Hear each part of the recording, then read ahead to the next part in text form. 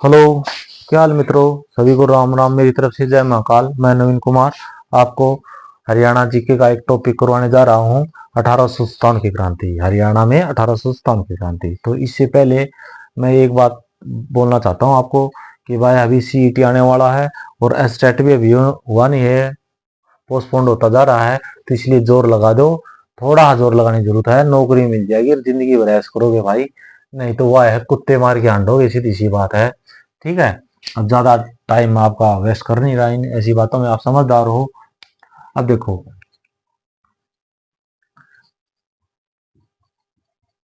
लिखाई थोड़ी मेरी ऐसी है भाई। हरियाणा में 1857 की क्रांति, और ये इसी कहानी के रूप में करवा दूंगा आपको। कभी भी आपको रट्टाफिकेशन या ऐसी जरूरत नहीं होगी। तो 1857 की क्रांति हुई थी पूरे भारत में वैसे तो इससे पहले दो तीन बातें हैं वो आपको याद करनी जरूरी है। क्या, एक तो 1757 में प्लासी का युद्ध हुआ था, प्लासी का। इसमें अंग्रेज जीत गए थे और बंगाल का कोई नवाब था, सिराजुद्दौला। ठीक है। उनके बीच में युद्ध हुआ था। प्लासी बंगाल में ही पड़ता आपका ये। तो इसमें अंग्रेज जीत गए और इस युद्ध जीतने के बाद भारत में शासन की नींव रख दी उन्होंने। शासन की नींव, नींव का मतलब उनके पैर जम गए भारत में। अब इसके 7 साल बाद 1764 में हुआ प्लासी का युद्ध, सॉरी बक्सर का युद्ध आपका। ठीक है, बक्सर पड़ता आपका बिहार में, बक्सर का युद्ध। इससे क्या हुआ, अंग्रेजों को बक्सर का युद्ध जीत गए। इसमें एक साइड तो थे अंग्रेज भाई और एक साइड थे तीन। उसमें एक था बंगाल का राजा, एक था अवध का राजा और मुगल, तीन थे। तो इसमें अंग्रेज जीत गए। तो इसमें क्या हुआ, फिर जो शासन रूपी भवन खड़ा कर दिया उन्होंने, का निर्माण कर दिया। ठीक है। निर्माण का मतलब ये नहीं कि उन्होंने बिल्डिंग बना दिया, घर बना दिया, कोठी बना दी। इसका मतलब यह है कि जो हमारा भारत है उसके उत्तर जो सीमा है या उत्तरी जो क्षेत्र है उस पे अंग्रेजों का अधिकार होगा। वहां पर अंग्रेजों को कोई भी रोक टोक नहीं कर सकता था। ऐसा कोई भी शक्तिशाली राज्य नहीं रहा था। ठीक है। अब क्या हुआ कि 1757 से लेकर 1857 तक, यानी 100 साल हो गए आपके। इन 100 सालों में, 100 वर्षों में अंग्रेजों का पूरे भारत पर प्रत्यक्ष और अप्रत्यक्ष रूप से अधिकार होगा। ये याद रखने हैं भाई, बहुत जरूरी इंपॉर्टेंट है।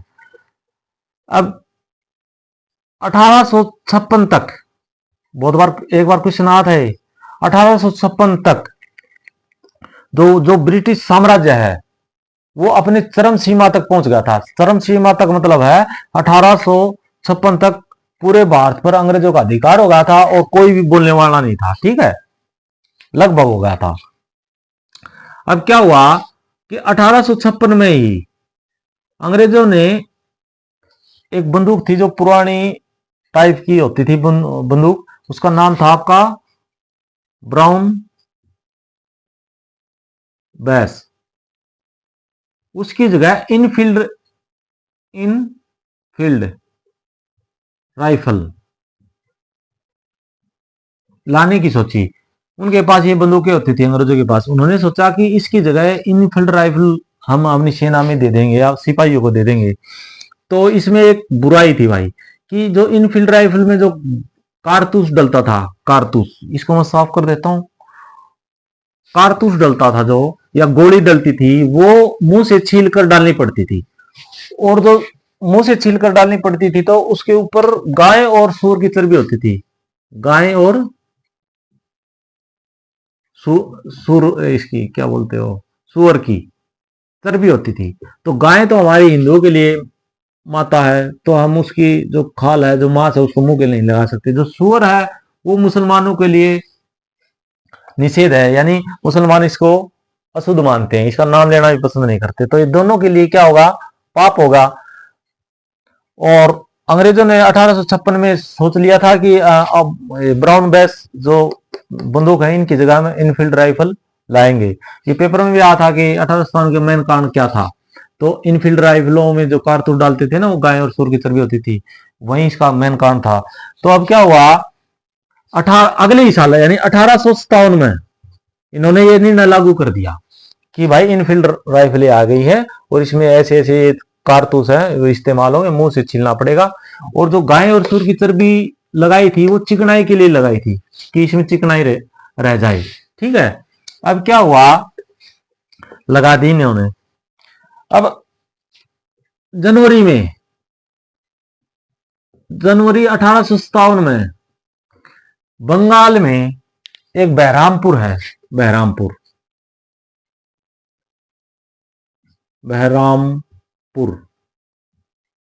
ठीक है, वहां पे 19वीं बटालियन है, 19वीं बटालियन।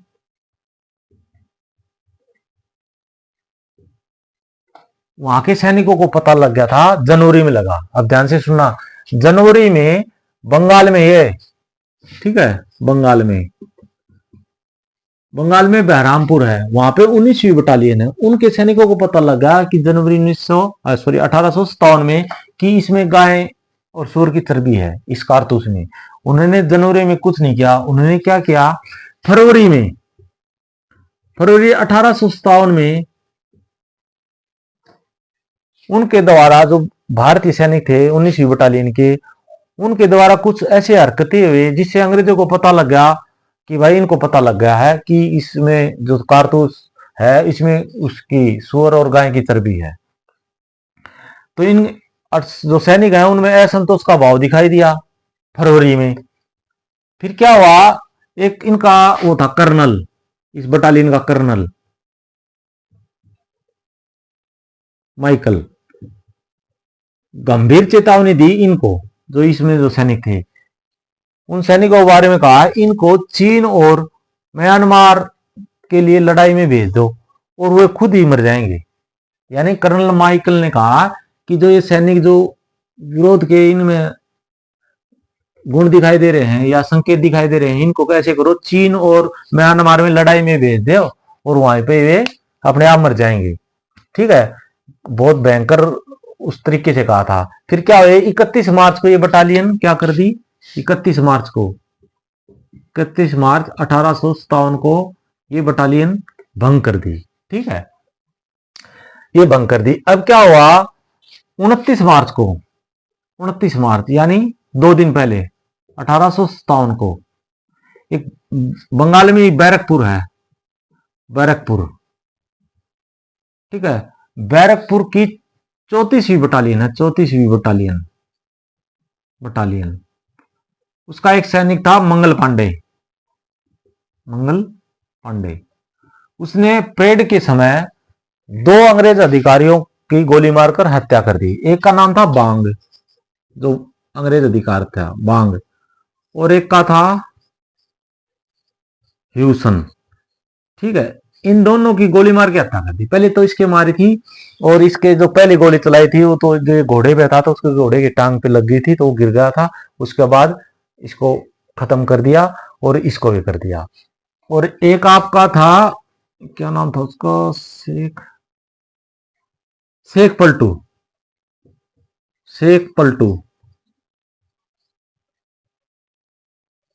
पलटू नाम का एक सैनिक था। उसने मंगल पांडे की गमथी भर ली थी। गमथी का मतलब कमर की साइड से पकड़ लिया था पीछे से। ठीक है, और इस मंगल पांडे ने इनके ऊपर तलवार से भी हमला किया था। तो ये ज्यादा वो नहीं है कि तलवार से किया था नहीं किया था, लेकिन किया था, लेकिन इनको गोली मार के इनकी हत्या कर दी थी। अब क्या हुआ, 29 मार्च को परेड के समय गोली मार दी। फिर क्या हुआ, 8 अप्रैल को मंगल पांडे को फांसी दे दी और ये बटालियन भी जो 34वीं बटालियन थी इसको भंग कर दिया। इतनी बात ये है। अब आ जाओ हमारे हरियाणा में, ये होगा। अब हमारे हरियाणा में ये क्या बोलते हो आप, अंबाला में छावनी थी। ठीक है, अंबाला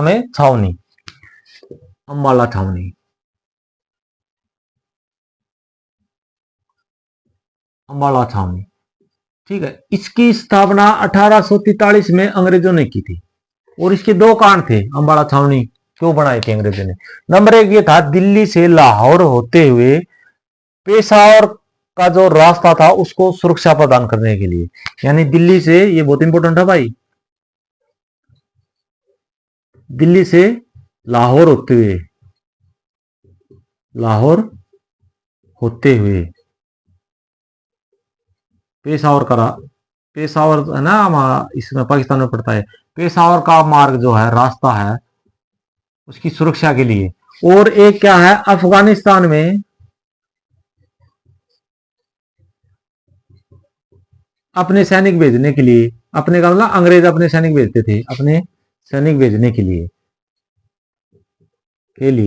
इस छावनी का निर्माण किया था अंग्रेजों ने। कब किया था? 1843 में। अब क्या हुआ, 1843 में इसकी स्थापना कर दी।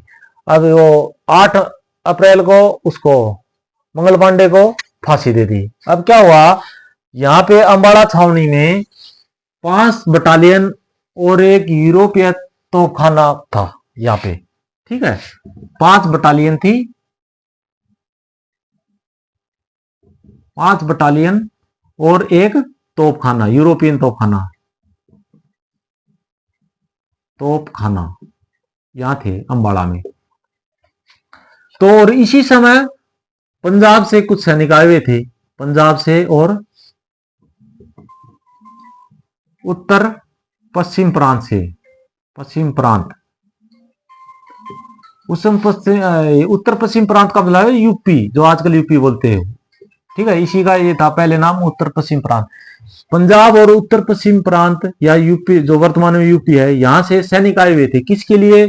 जो इनफील्ड राइफलें थी उनके बारे में ट्रेनिंग लेने के लिए, कि इसमें कैसे कारतूस डालते हैं, कैसे चलती है, कैसे इसकी साफ सफाई होती है, इसलिए।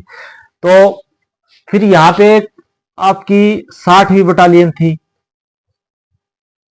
बटालियन और एक थी 5वीं बटालियन। इन दोनों के जो सैनिक थे, भारतीय सैनिक, अंग्रेज सैनिक नहीं भाई, भारतीय सैनिक, उन्होंने रणनीति बनाई कि 10 मई 1857 को हम कब आक्रमण करेंगे इन अंग्रेजों पर, कि जब ये 10 मई को रविवार पड़ता था, तो 10 मई को जब ये अंग्रेज चर्च में जाएंगे अपने बच्चों को लेके, परिवार को लेके, तो तब हम क्या करेंगे, अपने अपने शास्त्रागार का मतलब जहां पे इनके हथियार रखे जाते हैं, चाकू रखे जाते हैं, बारूद रखे जाते हैं, उन पे हम कब्जा कर लेंगे। कब्जा करने के बाद हम क्या करेंगे, इनको मारेंगे, कत्लेआम करेंगे, और फिर हम दिल्ली कुछ कर जाएंगे, यानी दिल्ली चले जाएंगे। फिर दिल्ली से फिर हम पूरे भारत में अंग्रेजों के खिलाफ हम बिगुल बजा देंगे, ठीक है। ये था, लेकिन कमी क्या रहेगी भाई, एक 5वीं जो बटालियन है, इसी का एक सैनिक था श्याम सिंह, ठीक है। और ये वैसे जींद का था, याद भी कर लेना, जींद का। इसने ये सारी बातें कर्नल फॉर्सिथ को बता दी। एक कर्नल था इनका, ये साफ कर देता हूं मैं, कर्नल था, उसका नाम था कर्नल फॉर्सिथ। उसको बता दी, उस श्याम सिंह ने इसको बता दी कि जो भारतीय सैनिक हैं, इन्होंने प्लान बनाया है कि 10 मई को जब ये अंग्रेज चर्च में चले जाएंगे, जो नई चर्च थी वो बनी थी, उसका नाम भी बताता हूँ अभी आपको। उस चर्च में जाएंगे और पीछे से हम ये आक्रमण कर देंगे, ऐसे ऐसे हम कब्जा कर लेंगे, और ये बात है। तो उस कर्नल फोर्सिथ ने क्या किया, ज्वाला प्रसाद, एक अंबाड़ा का कोतवाल है, कोतवाल ज्वाला प्रसाद, कोतवाल का मतलब सैनिक, पुलिस में होता होगा, ठीक है। कोतवाल का मतलब वैसे तो हाँ पुलिस ही होते। तो पुलिस का एक ज्वाला प्रसाद था, उसको बुलाया और उसने कहा इस श्याम सिंह को गिरफ्तार कर लो। गिरफ्तार करके इसने कर्नल फोर्सिथ ने क्या किया, उसको यातनाएं दी, यानी उसको गोला लाठी लगा दी, गोला लाठी बोलते हैं जिसको, ठीक है। गोला लाठी लगा के सारे राज है जो भी थे, कि अब बता क्या क्या बातें उन्होंने की है, यानी उनका क्या क्या प्लान है, ठीक है। तो उसने फिर सारी बातें बता दी। अब क्या हुआ, बता दी तो भाई 9 मई को अंग्रेजों ने एक गुप्त बैठक की, कि ऐसे करेंगे हम, जो नई चर्च हमारी, नई चर्च है saint Paul church, saint Paul church, नई चर्च सेंट पॉल चर्च ना जाकर हम माल रोड पे एक चर्च है उनकी, सेंट थॉमस ऑर्थोडॉक्स, यानी saint Paul church, saint Paul church, saint Paul church हम जाएंगे नहीं 10 तारीख को। हम कहा जाएंगे, माल रोड पे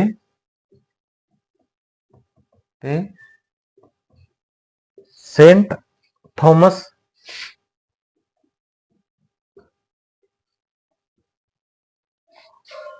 ऑर्थोडॉक्स,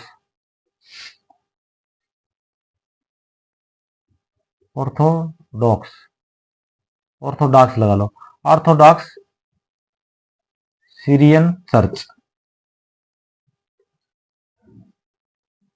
यानी सेंट पॉल चर्च हम नहीं जाएंगे 10 को, हम जाएंगे ऑर्थोडॉक्स, ये आपका माल रोड पर स्थित है saint Thomas orthodox Syrian church, यहां जाएंगे। लेकिन भारतीय जो सैनिक है उनको ये पता था कि ये सेंट पॉल चर्च जाएंगे, उनको ये नहीं पता था कि सारी जो तुम्हारा प्लान है, ये श्याम सिंह जो था जींद का, उसने हमारे इस अंग्रेज को बता दिया था। ठीक है, अब क्या हुआ, 10 मई 1857 को जो 60वीं बटालियन थी, 60वीं देसी पलटन है वैसे तो उसका नाम, 60वीं देसी पलटन, देसी पलटन, 60वीं देसी पलटन ने सुबह 9 बजे 9 AM को विद्रोह कर दिया। ठीक है भाई, विद्रोह कर दिया। तो अब क्या हुआ, विद्रोह कर दिया तो उन्होंने 50 अंग्रेज अधिकारियों को अपने गिरफ्त में ले लिया, भारतीय सैनिकों ने। और अंग्रेजों को तो पता ही था, अंग्रेजों ने उसको चारों तरफ से घेर लिया। और वहां पर एक कर्नल आया, तो वहां उसका नाम है हेनरी बर्नार्ड, हेनरी बर्नार्ड। ठीक है, उसने कहा कि भाई आप गोली मत चलाओ, यानी भारतीय सैनिकों से कहा कि आप गोली मत चलाओ, ठीक है, और हम आपको सेना में वापस ले लेंगे, लेकिन एक शर्त है कि इसके बाद, आज के बाद आप विद्रोह मत करना। तो वो फंस गए। और उसी दिन 9 AM को तो सुबह 9 बजे तो ये 60वीं देसी पलटन था, इसने विद्रोह कर दिया। फिर 12 बजे, 12 नून को, यानी 12 बजे जो आपकी 5वीं बटालियन थी, 5वीं देसी बटालियन, 5वीं देसी बटालियन, ठीक है, देसी बटालियन, उसने विद्रोह कर दिया। तो 60वीं ने तो आत्मसमर्पण कर दिया, समझौता कर लिया। इसी तरह फिर ये भी मजबूर हो गए। ठीक है, ये चारों तरफ से घेर लिए थे, ये इन्होंने 12 बजे किया था, 10 को इन्होंने सुबह 9 बजे किया था।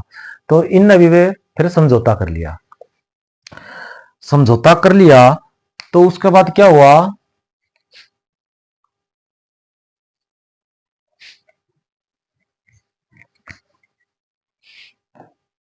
10 मई को ही, 10 मई को ही जो शाम को 6 PM मेरठ में विद्रोह हो गया, मेरठ में विद्रोह हो गया।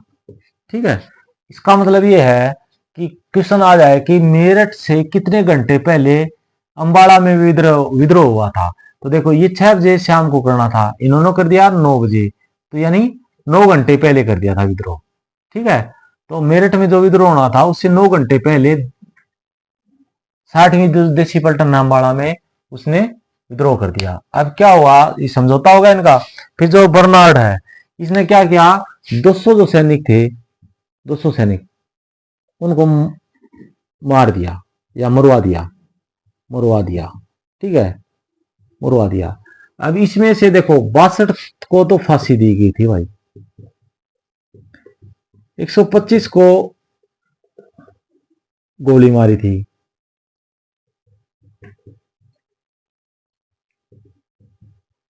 और भाई 9 को तोप से उड़ा दिया था। तो ये कितने हो गए आपके, 196 हो गए होंगे शायद ये।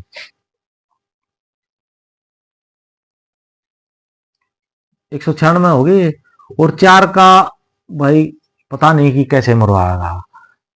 और इन जो 200 थे, इनमें से सिर्फ 5 ही व्यक्ति हैं जिनका नाम दर्ज है वहां पे अम्बाड़ा में रिकॉर्ड में। ठीक है, उनके नाम मैं बता देते हूँ आपका। तो नाम है मोहन सिंह, ठीक रहा क्या, देख लो, मोहन सिंह। एक नाम है आपका हरी हरियाणा, हरी अम्बाला, हरी अम्बाला। और भाई एक का है काहन सिंह, काहन सिंह। 3 हो गए आपके। एक आपका राम प्रसाद बैरागी, राम प्रसाद बैरागी, 4 हो गए। और एक का नाम आपका श्यामदास, क्या लिख दूं, श्यामदास। ये 5 व्यक्तियों के नाम तो दर्ज हैं भाई, और जो आपके 195 बच गए इनके नाम दर्ज नहीं है। इसके बाद भाई अब ये अम्बाड़ा में तो क्रांति का बिगुल बच गया। अब 10 को शुरू हुई थी, अब 11 को ये अपने दिल्ली पहुंच गई। ठीक है, और आज की क्लास इतनी बहुत भाई। ठीक है, इसको मैं फिर रिवाइज करा देता हूं, देखो ध्यान से। 1757 में हमारा प्लासी का युद्ध हुआ। ठीक है, प्लासी का युद्ध हुआ 1757, इसमें अंग्रेज जीत के उन्होंने क्या किया, शासन की नींव रख ली।